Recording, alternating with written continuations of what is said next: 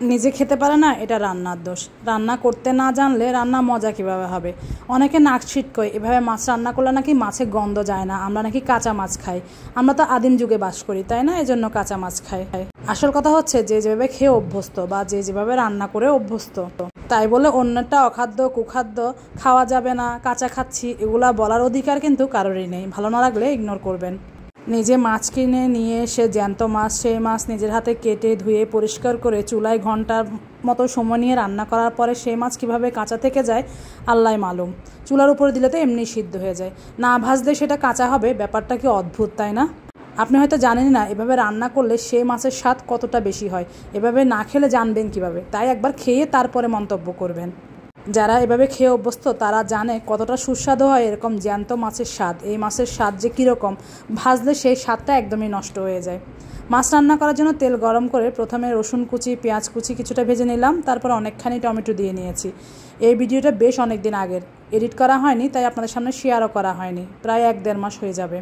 তো আজকে ভাবলাম যে ভিডিওটা শেয়ার করি, কারণ কয়েকদিন আগে কিছু কমেন্ট এসেছে মাছ রান্না না করলে নাকি কাঁচা লাগে, বমি আসে তাদের কাছে। আমরা কিভাবে এরকম কাঁচা মাছ খাই, আমাদের গায়ের থেকে মাছের গন্ধ ওঠে না? কি আজব মানুষের চিন্তা ভাবনা। যাই হোক, মশলাটা খুব ভালো করে কষিয়ে নিলাম।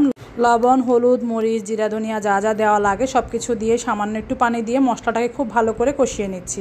এভাবে মশলা কষিয়ে মাছ রান্না করলে এর স্বাদ অন্য যে কোনো মাছের তুলনায় অনেক বেশি হয়। মাছটা এত বেশি তরতাজা ছিল, ভেজে রান্না করে এর আসল স্বাদটা নষ্ট করা একদমই আমার কাছে উচিত মনে হয়নি।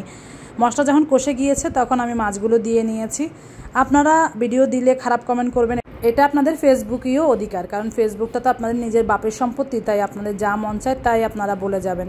কিন্তু এটা আপনাদের যেমন ফেসবুকীয় অধিকার, আমাদেরও অধিকার। আমাদের পেজে তো আমরা ভিডিওটা দিই, আপনাকে জোর করছি না। আপনার ভালো না লাগলে দেখবেন না, এটা খুব স্বাভাবিক ব্যাপার। মাছটা দিয়ে নিয়েছিলাম, কষিয়ে উল্টে পাল্টে নিলাম। রান্নার ফাঁকে ফাঁকে আসলে কথাগুলো বলতে ইচ্ছে করছে, কারণ আজকের ভিডিওতেও হয়তো বা অনেকের বমি আসবে, তাই আগে থেকে বলে নিচ্ছি বমি আসলে দূরে গিয়ে মরেন।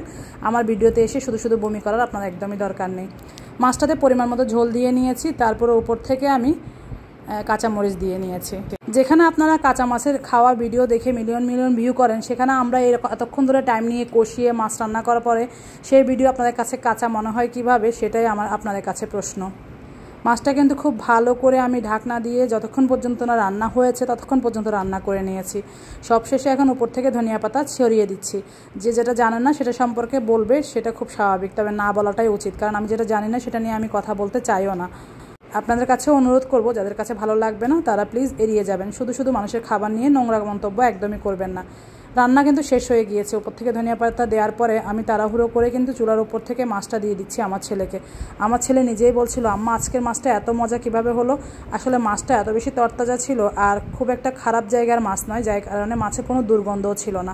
রান্না শেষ, চুলার আগুন নিভিয়ে দিয়েছি। দেখতে পাচ্ছেন কতটা সুন্দর কালার এসেছে। এমন করে রান্না করে একবার খেয়ে দেখবেন, বমি আসবেন।